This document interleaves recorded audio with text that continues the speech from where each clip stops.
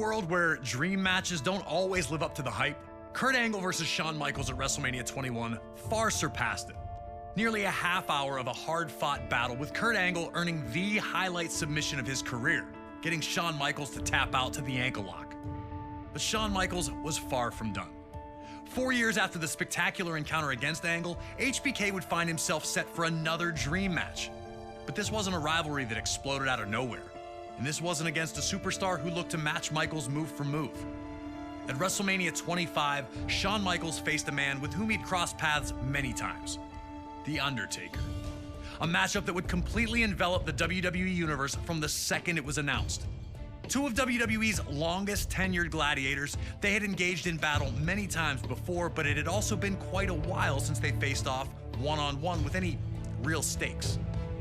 Classic battles between the two during the Attitude Era saw the birth of the Hell in a Cell match, and a casket match so physical, it eventually caused Michaels to take a 4-year break from action. Every time the two faced off, it was an intense collision that saw the winner just barely skate by.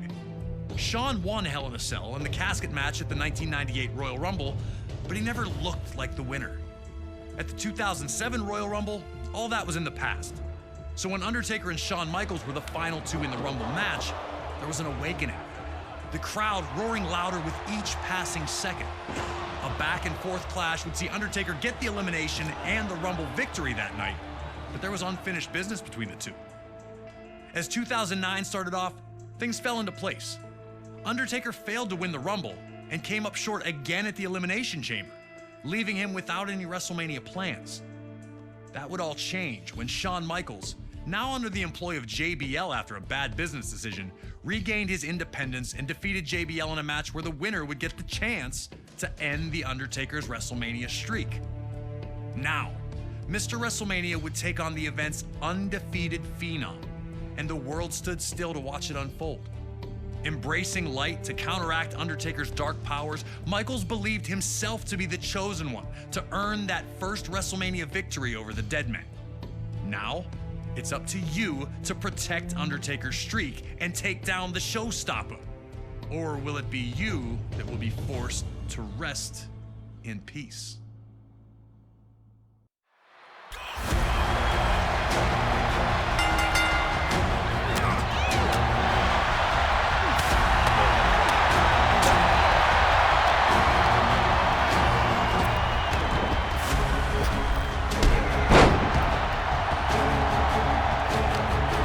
The bell rang.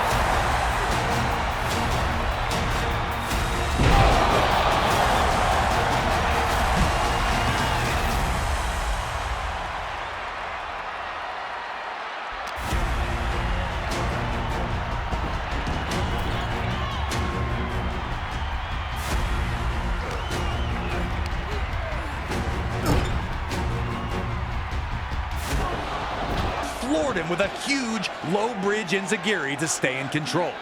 Shawn would not allow Undertaker any chance to recover. Did HBK really have the Dead Man's number?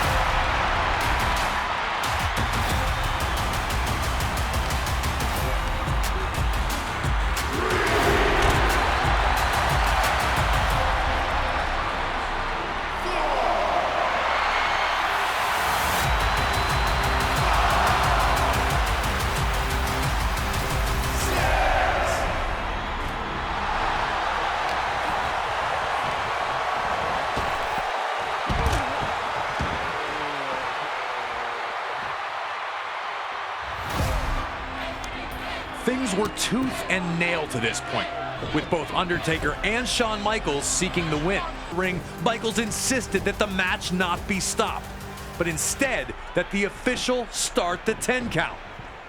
Did Michaels really want a count-out win? Would he be satisfied ending the streak in that fashion?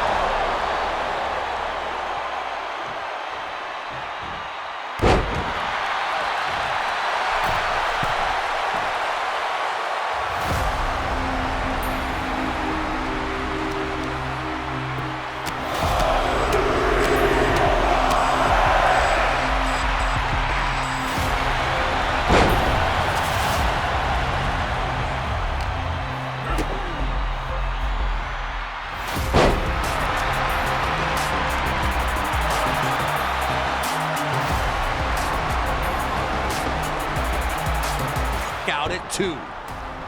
This marquee matchup was not only living up to expectation, it was surpassing them. Undertaker would have to shake off the disappointment of the failed pin attempt and get back to showing Michaels that the darkness was stronger than the light.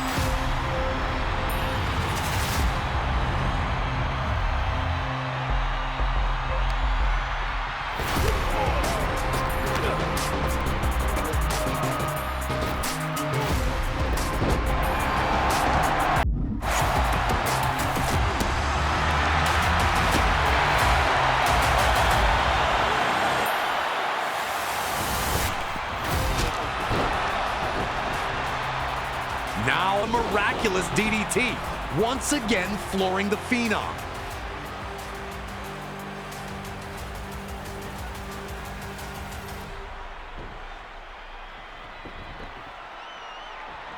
Michaels then went back into the corner, looking to recompose himself.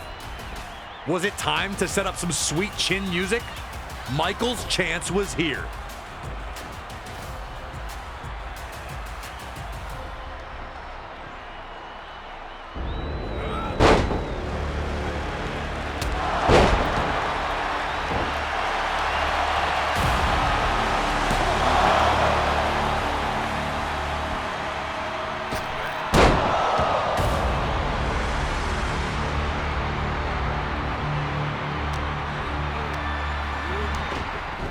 Undertaker was both superstars at any WrestleMania. You can't.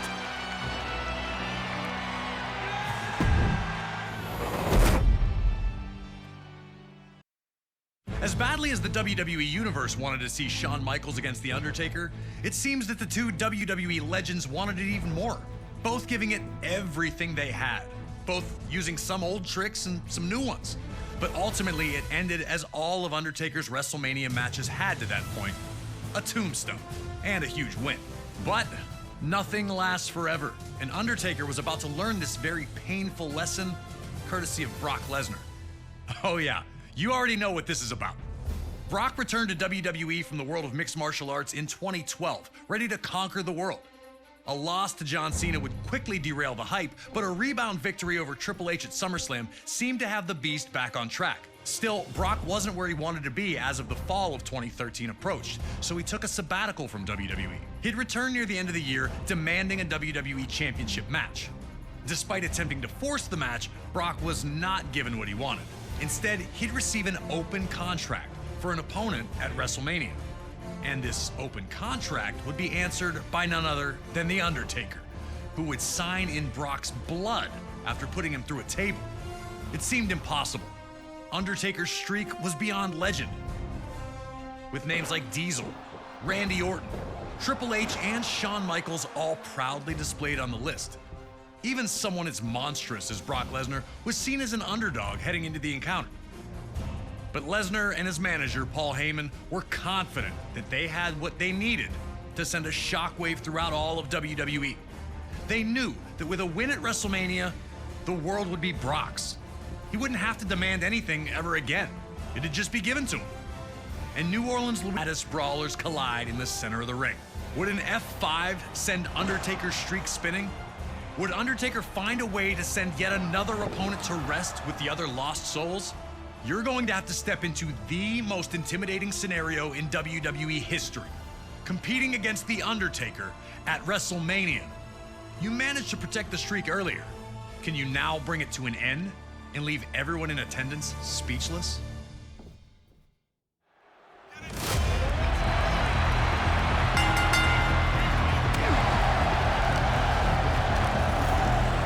Either man very far, though Undertaker was able to hit a shot on Brock over the top rope to get back into the match.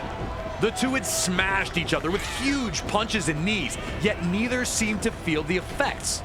The WWE Universe wanted to see which Titan would blink first here.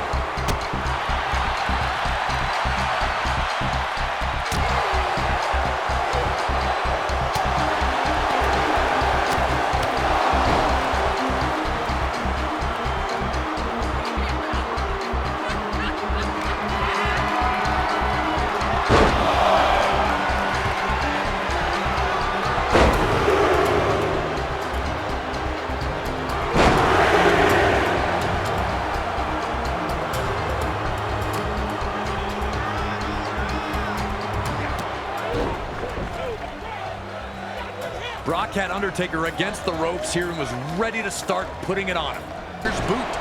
The Phenom would need to stay alert and push the action if he was going to conquer the Beast.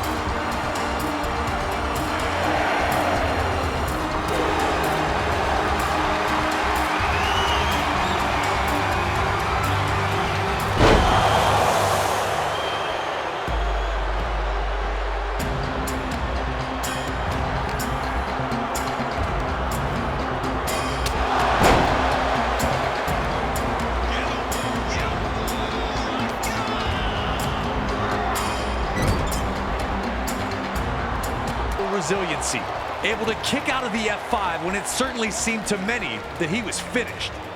Undertaker was struggling in there with Brock, but wasn't out yet. Surely he'd be able to get back into this match and continue his WrestleMania domination? Brock's face is the picture of frustration here, but it seems misplaced when he's got firm control of this match. The big question right now is, what can Undertaker do to get back into the match? How can he keep the streak alive?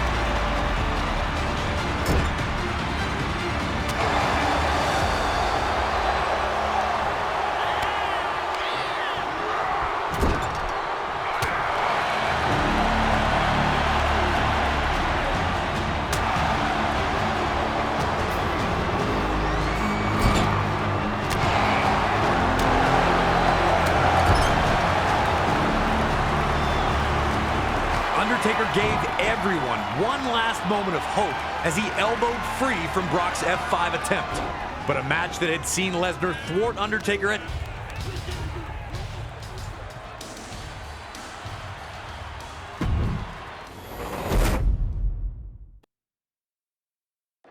quite possibly the most jaw-dropping result in WrestleMania history. The Undertaker streak ends at the hands of Brock Lesnar. The looks on the faces of those in attendance told us everything. Nobody saw this coming.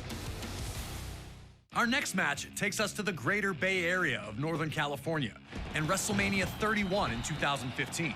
Seth Rollins had been on top of the world ever since he decided to leave the Shield behind to do the bidding of the Authority. This move paid off instantly as he'd capture the Money in the Bank briefcase in July of 2014.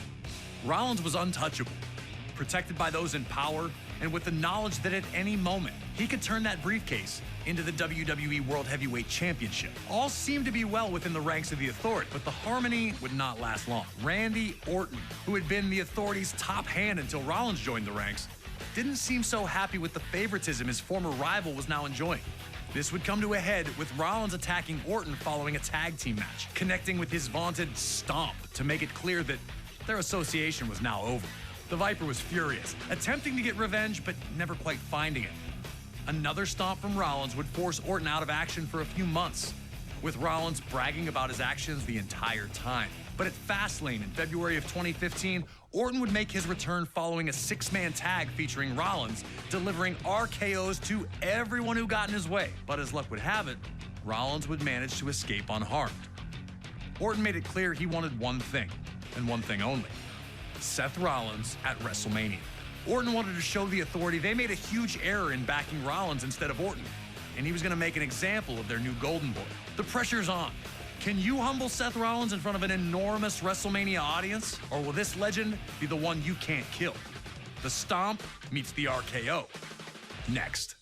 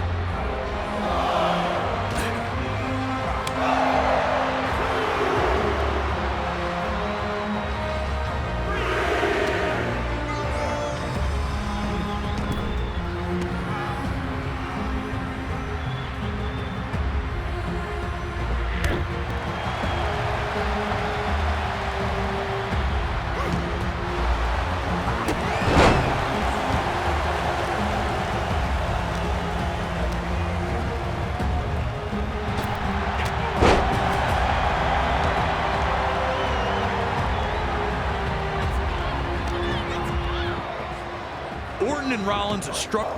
Just like that, Rollins had neutralized Orton's offense and looked ready to pour it on further. What adjustments would Orton have to make now that his RKO had failed him? And would he be able to make them in the moment against Rollins?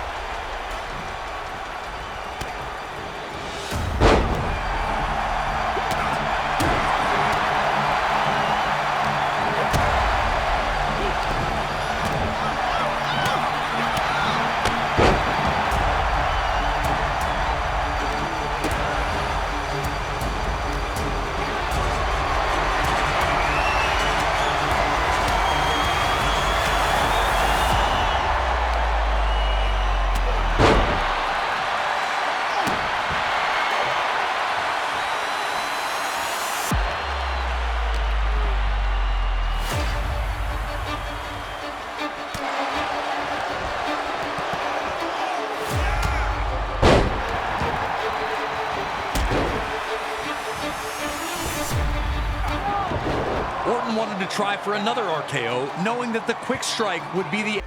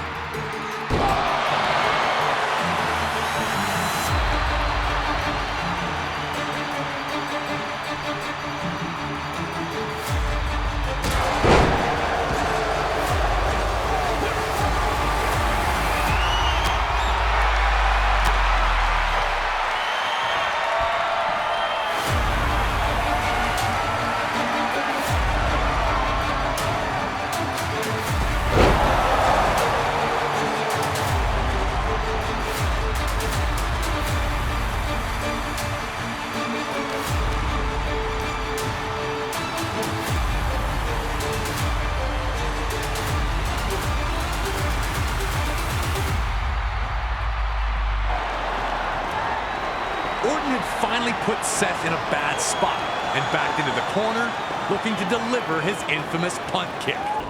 The same stop that had taken Orton out of action for months.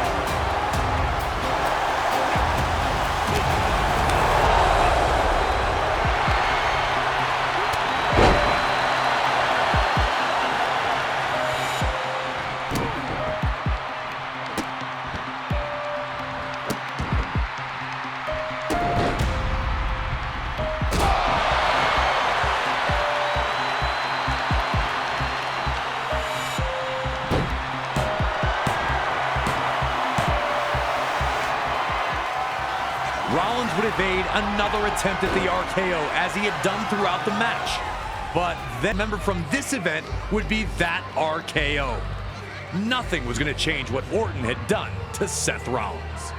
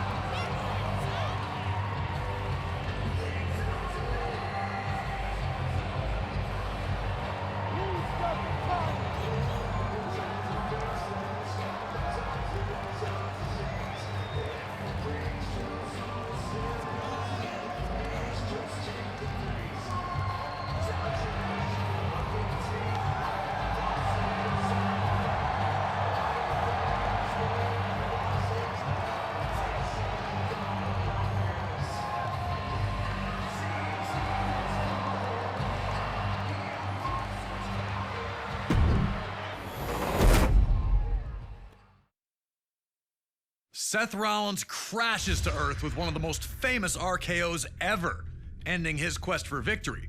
A statement win for Randy Orton, but Seth Rollins wasn't done yet. Later that same evening, Brock Lesnar would take part in a match that had another surprising conclusion. The WWE World Heavyweight Champion, Brock had used his victory over Undertaker at WrestleMania 30 to get a championship match against John Cena at SummerSlam 2014, taking the title from Cena in a scary display of dominance. Since that victory, Brock had steamrolled everyone put in front of him, including an impressive defense of the title at the 2015 Royal Rumble against both Cena and Seth Rollins. It did not matter who stood across from Lesnar, he was going to eat, sleep, suplex, repeat his way to victory after victory. Roman Reigns capitalized on his growing momentum by winning the 2015 Royal Rumble, punching his ticket to take on the WWE World Heavyweight Champion at WrestleMania 31. The future tribal chief knew that he was destined to become WWE World Heavyweight Champion, showing no fear or intimidation in the presence of Lesnar. In a completely unexpected twist, something took place during that match that turned everything upside down. During a moment that saw both Lesnar and Reigns down on the mat, it would be the music of Seth Rollins that would hit, as he would be cashing a one-on-one contest became a triple threat. To tell us more about what some consider to be the greatest cash-in ever, we have the visionary himself, Seth Rollins. For WWE superstars, for myself especially, WrestleMania is everything. We work year-round, tirelessly, grinding, sacrificing. Every year you get ready to put on the best show. You want everything to peak at the right time because you know that that moment is going to be the most watched, witnessed moment of the entire year. And if you do it right, you can create something that's bigger than you and in some ways transcends our entire industry. I had my sights set on the main event of WrestleMania for some time, though. I just needed the all said and done. If I'm remembered for nothing else, I will live forever in that moment. Big thanks to Seth Rollins for giving us the time to talk about WrestleMania 31 and the cash-in heard around the world. Now it's up to you to figure out how you're going to walk out of this incredible encounter with the WWE World Heavyweight Championship. They've built it up, but can you burn it down?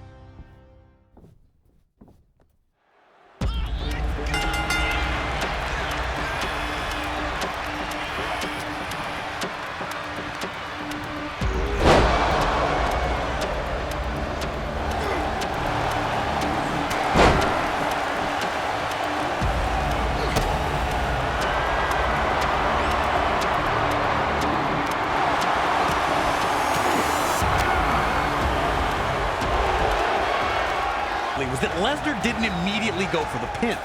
Some people think it was respectful, you know, like Roman's not done yet. I saw it as Lesnar not wanting to let Reigns off the hook so easy. Brock Lesnar was out to humiliate Roman Reigns. He's hurt, so keep hurting him.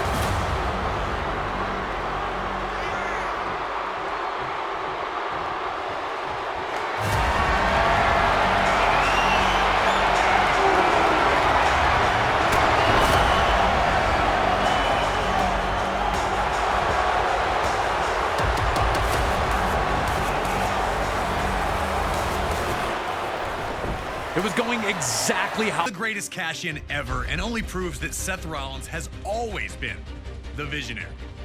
WrestleMania has always been the place where the impossible's made possible, where dreams become a reality. And that was never more apparent than at WrestleMania 35 in New Jersey, when for the first time in its history, WrestleMania was main evented by the women of WWE. Ronda Rousey arrived in WWE like a tornado, first impressing in her debut at WrestleMania 34 before steamrolling her way to the Raw Women's Championship at SummerSlam 2018. The former MMA champion looked unstoppable, using her wide array of throws and arm bars to hold everyone at bay. As Survivor Series approached, Becky Lynch, now SmackDown Women's Champion, would be set up to compete against Rousey. Unfortunately for Becky, she'd be replaced by Charlotte Flair after Becky was taken out of action following an inter-brand brawl on Raw. At Survivor Series, Charlotte would show a vicious side in a disqualification loss to Rousey. Becky, however, wanted this fight more than anything. At the 2019 Royal Rumble, Becky Lynch would enter the match in someone else's place, ultimately winning it all by eliminating, you guessed it, Charlotte Flair. But before everything could be finalized, more bad news for Becky, as an injury to her knee led to her not being cleared to compete at WrestleMania, and WWE would replace her with Charlotte Flair. Becky would not sit by and just let that happen, however, and ultimately got her cleared. Charlotte and Becky with her blitzing offense, but Becky was able to compose herself quickly enough to avoid another Piper's Pit, leaving Ronda on the defensive early in the bout.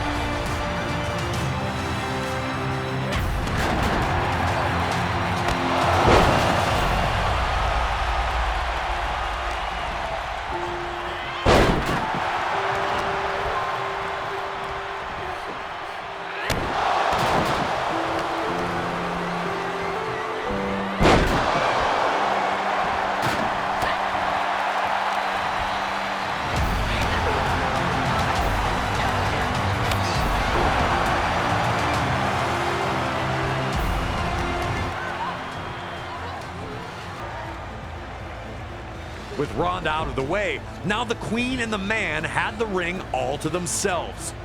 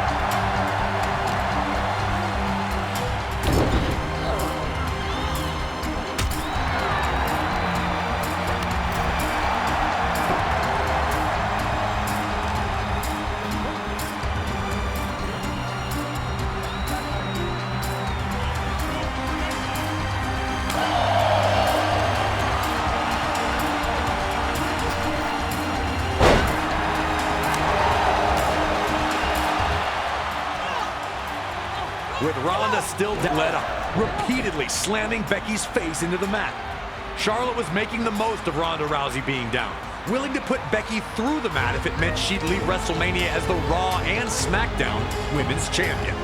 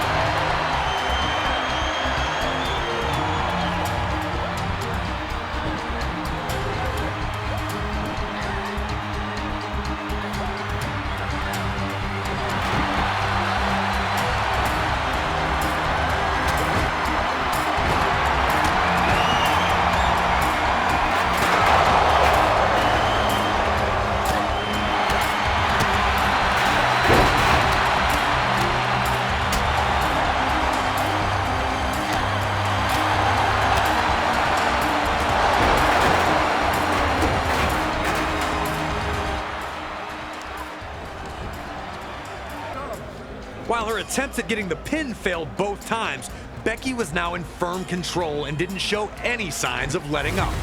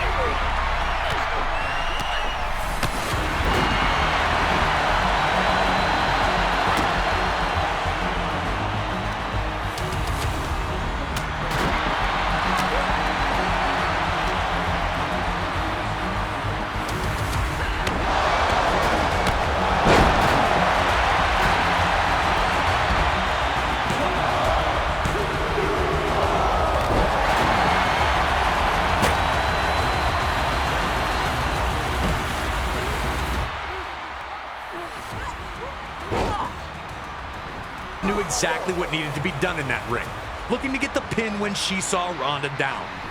The Queen was in top shape, and despite not getting the pin, she was rolling.